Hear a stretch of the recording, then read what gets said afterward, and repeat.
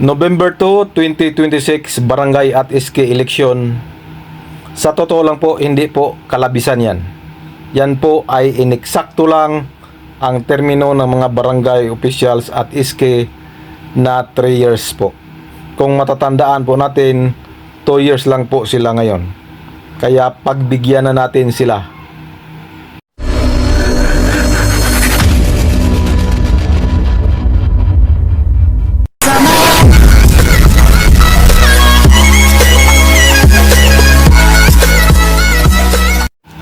Hello!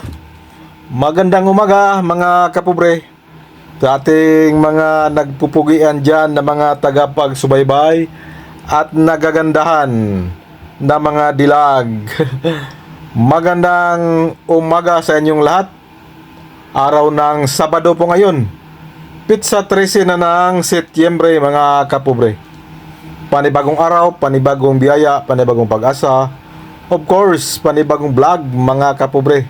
So hanggang ngayong umaga ng Sabado mga kapobre, wala pa pong nagiging desisyon ang ating kataas-taasang hukuman o ang ating Korte Suprema patungkol sa Republic Act 12232. So wala tayong choice kundi maghintay mga kapobre. For today's vlog mga kapobre, habang hinihintay natin ang desisyon ng Korte Suprema, pag-usapan muna natin. Alam kong maraming bumibilib kay Attorney Rumi Makalintal at isa na po ako dyan, hangang-hanga po ako sa batikang abogado na to. Isa siyang magaling na election lawyer. Noong 2022, barangay at SK election dapat ay pinuspon. Pero dali-dali pong nagpetisyon si Attorney Makalintal para ibasura ang postponement na yon.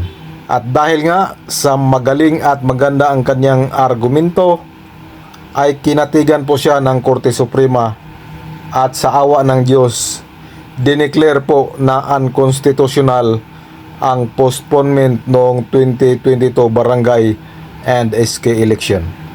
At yun na nga, nagkaroon tayo ng eleksyon noong 2023. Ang problema, mga kapobre, noong natapos ang eleksyon noong 2023 barangay at SK election, ay nagkaroon na lang ng 2 taon na termino ang mga nanalong mga barangay official at SK officials. Dahil nga dineclare yung 2022 barangay at SK election na unconstitutional. So suma total po ang naapektuhan ay ang termino nung nanalo nung 2023 barangay at SK election. So dito po, ulitin ko po, hanga ako kay Attorney Makalintal. Pero sa paghanga kong yon, medyo nabawasan ng konti. Dahil nga hindi man lang pinaglaban ni Attorney Makalintal na gawing 3 years ang termino nung nanalo noong 2023 barangay at SK election ayon sa nakaugalian na termino na 3 years. Bakit po hinayaan niyang 2 years lang ang magiging termino ng mga barangay at SK officials noong 2023 na nanalo? Ibig bang sabihin mga kapobre na si Attorney Makalintal ay tumutulong lang sa mga barangay officials kung mag-extend or mag-postpone ng eleksyon para hindi mapalawig ang termino?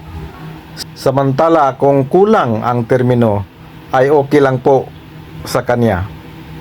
At ito na naman ngayon mga kapobre, Mayroon na namang bagong batas ang Republic Act 12232, pinasa ng Kongreso at Senado at pinirmahan ng Pangulong Bongbong Marcos. Ito na naman si Atty. Makalintal, mga kapobre. Nagpetisyon na naman. Dahil ayaw talaga niya ng postponement at extension. Pero okay siya kahit kulangin ang termino ng mga barangay officials. Agree ako doon sa argumento ng Liga ng mga Barangay na dapat sa 2026 na ang barangay at SK eleksyon dahil nga ang kanilang termino is 2 years lang ngayon.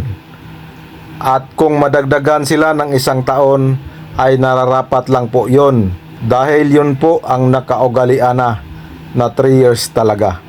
Maliban lang kung may postponement or extension saka magkaroon ng dagdag na termino. Pero ito ngayon 2 years lang po. Napaka-unfair po. Dati po akong barangay official. Kaya alam ko po kung ano ang hirap ng pagsiservisyo ng barangay. Kulang nga yung 3 years eh. Sa totoosin lang mga kapobre, kulang yung 3 years. Limitado lang po yung magiging mga improvements sa yung barangay. Lalo na sa mga maliliit na barangay. Na maliliit din ang AIRA. Kasi yung mga barangay, yun doon lang sila kumukuha sa kanilang AIRA or Internal Revenue Allotment. So, 2 years is too short po mga kapobre. Kaya yun ang argumento ng Liga ng mga Barangay na dapat dagdagan sila ng 1 taon para patas po. Dahil itong 2 taon po, hindi po patas yan.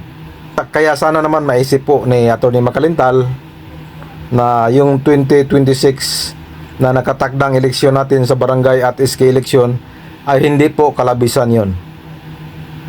Ineksakto lang po na 3 years ang termino. So, pagkatapos ng 2026 barangay eleksyon at SK, mayroon na po tayong fix na termino. 4 years na. Iwan ko lang kung magpetisyon pa rin si Atty. Makalintal dyan. Kasi fix na po yan. So, yun lang po ang sa akin. Medyo napaisip lang ako ba. Kung sumubra ang termino, unconstitutional. Kung magkulang, constitutional. Okay lang. It's unfair po mga kapobre.